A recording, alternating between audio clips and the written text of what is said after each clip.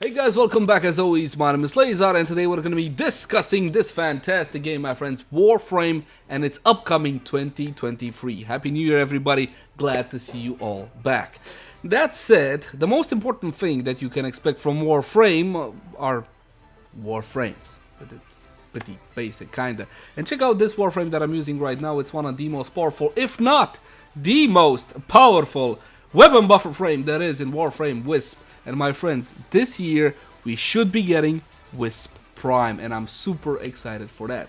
But let's back up the clock to the start of 2022 and the release of the first new Warframe of the year. You guys remember that? Do you guys remember the first Warframe release of 2022? Well, technically the first Warframe release of 2022 was Garuda Prime. Now, Garuda is an absolutely amazing Warframe. If you build her correctly, she's even somewhat viable in high level of play, if that's what you're interested in.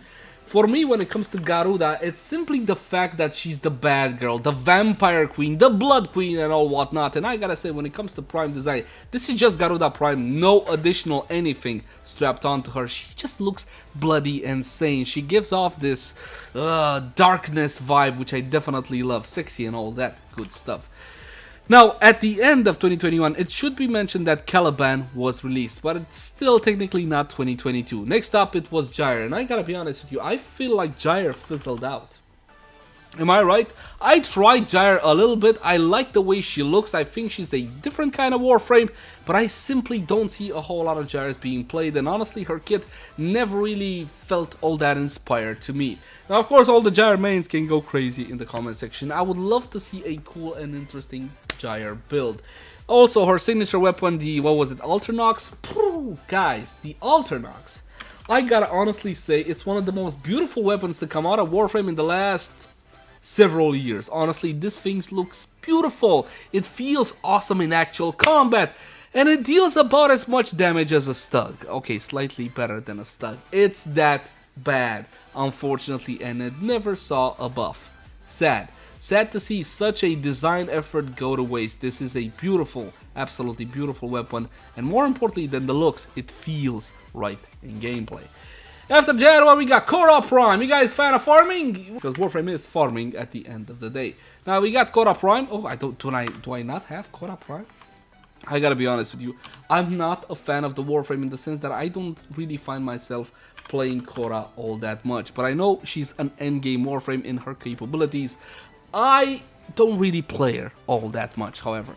But that's not important. What is important is that you fantastic people loved the addition of Cora Prime. Next up, my friends, we're coming up on the end, well, sort of the end, September of 2022, and this boy was released. They made a whole lot of buzz about Styanax, and you know what? The buzz was warranted. This was, I said was, well, still is such a fun Warframe to play. He's got the Spartan vibe with the shield and the spear and 300, and this is Warframe! And you kick things, and you go up into the air, and you toss javelins, and that was fun. And they nerfed it. And we reacted pretty poorly to that, didn't we? Now, I don't know, I think the reaction was pretty warranted. When you release a brand new Warframe, he's cool, he's fun, and then you nerf the fun element of the Warframe. Never mind the power. Fine, we can find power in other ways. Okay, we're inventive like that. And I'm sure that the developer left enough power on the table. But when you nerf a fun element, that's not really something most communities like. And of course we didn't like it either, and the backlash was pretty significant. I still love this Warframe, I still think he's amazing, and most importantly, he was free for a pretty long amount of time. The Spartan Warframe, Styanax. After Styanax, it was a pivotal moment for me in my Warframe quote-unquote career. Revenant Prime came out. Because my friends, Revenant is my go-to Warframe. A lot of you guys ask, hey Leyzar, what's your favorite Warframe? And I'm gonna say Mirage Prime every time for obvious reasons, absolutely. But Revenant is my go-to when it comes to comfortable Warframes. If I want to pick up the Warframe that will simply get whatever job done and he won't care about it, it's gonna be Revenant. I'm gonna be making the argument that he's one of the most powerful, at least top 3 most powerful Warframes in the game right now. And of course, you fantastic people might be like, alright, fine, Leyzar, you sold me, how do you build them? Yeah, you can go 3 ways. I'm not gonna explain the whole thing, I'm just gonna show you the builds. Spin to win, this is my trademark. Ballerina is the build that I use for everything except high level Steel Path. For normal level Steel Path and essentially everything else in the game, This is a whole lot more satisfying than using anything else. This is what I use as an index tank. Snapshot, clicky click, and this is one free Revenant. One free Revenant is known to be the most powerful high-level Revenant. If you guys want to go to level cap, if that's what your jam is, wonderful, fantastic, you go with one free Revenant. He's definitely the way to go. Now, you don't necessarily need to prep him with your one. You can also use Viral or something of the sort, but one free Revenant, again, is the meta way. This, however, I feel is a whole lot more fun, and it allows me to interact with viewers while he's spinning for the winning. Revenant Prime, beautiful design. I actually bought the accessories. He just balls to the walls. Absolutely amazing. And from my point of view, he is the Warframe of 2022. Of course, I am subjective because I do love my Revenant. After that came the wolf girl, wolf woman, wolf thing, Voruna. Voruna.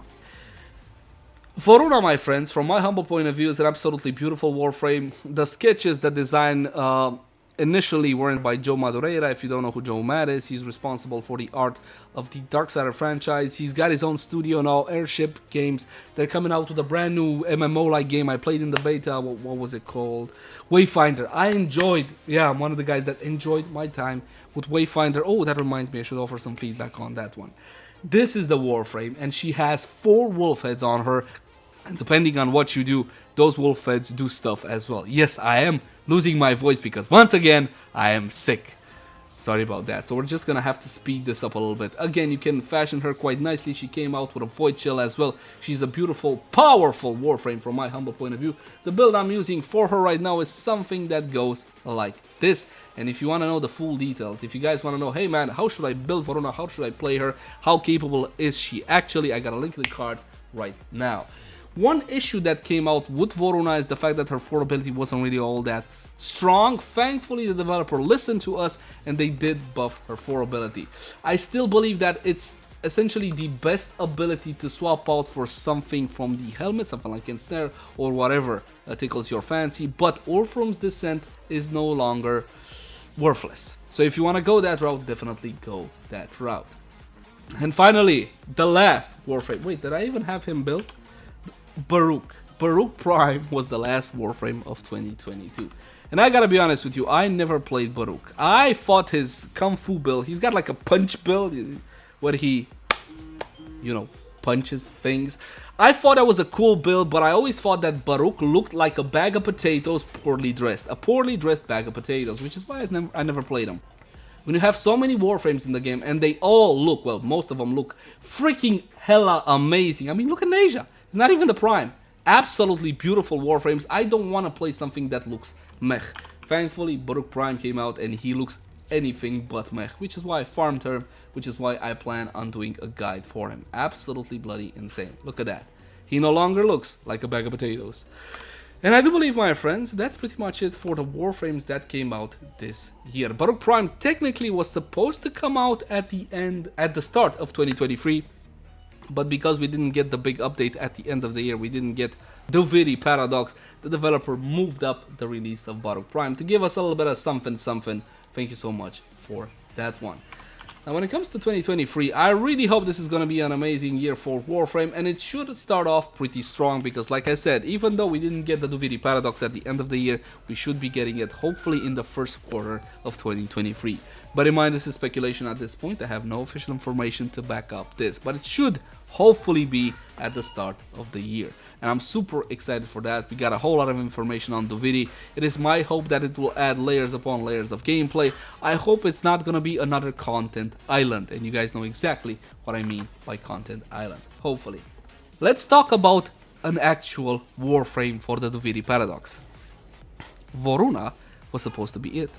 Voruna was supposed to be the Warframe that came out with Duviri. I believe that the developer plucked her out and put her in with Lua Spray to give us again that end of the year content that we wanted and honestly kind of needed for the game to keep going and all whatnot.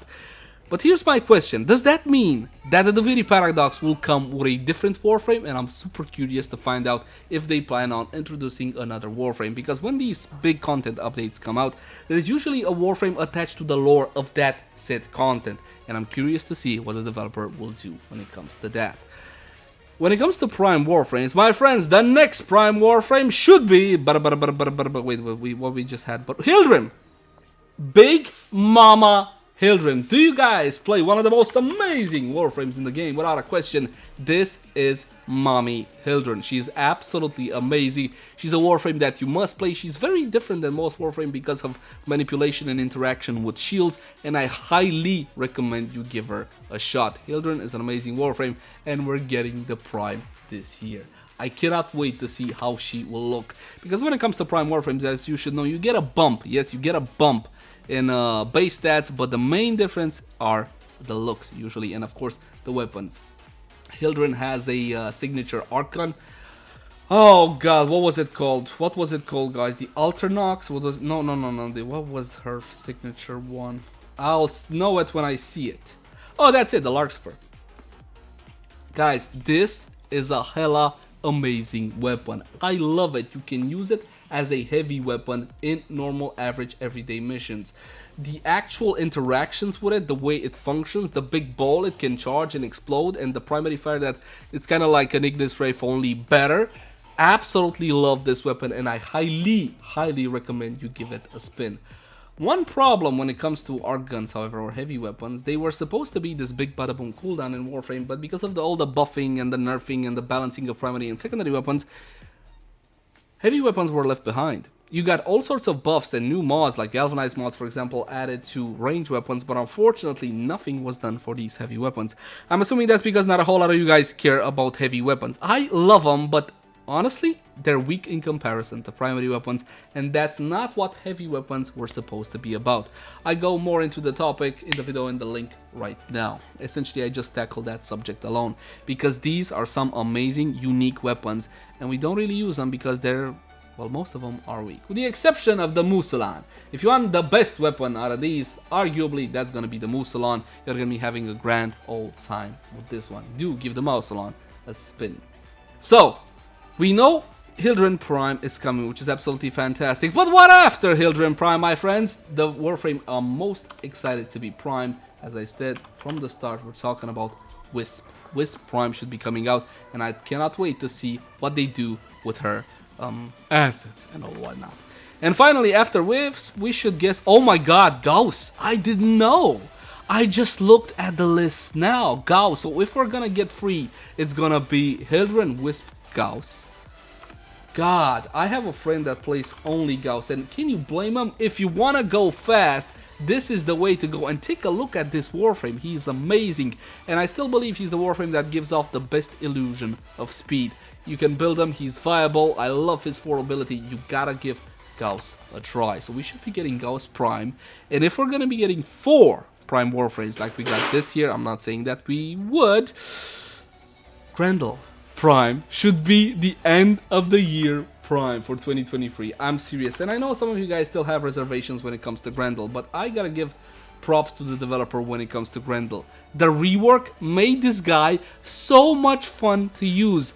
Viability, he's more than capable of taking care of the star charts without any issue whatsoever, and I know some of you guys don't like the fact that he can't eat an entire room anymore, but trust me, when it comes to the fun element, when it comes to actually playing Grendel, try something like this build, give it a shot. It's so much fun, it's so much better. For me, it turned Grendel from I'm never gonna play this thing to absolutely beautiful, fantastic fun. And if you wanna know more on the subject, you guessed it, link in the cards right now. Do give Grendel a spin.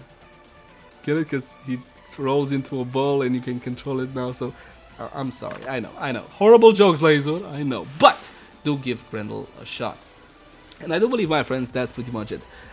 Past the Duviri Paradox, I don't know. Because when it comes to actual big content releases in 2022, what did we have? We had the Angels, that's it. Angels of Zaraman update, which honestly was the biggest playable content update for Warframe in 2022. There were a lot of micro updates like Veilbreaker, which I personally didn't enjoy all that much, and I don't like playing call missions, but hey, some of you guys do, and that's absolutely fantastic. You also got Lua Spray, which again, from my point of view, was a micro update.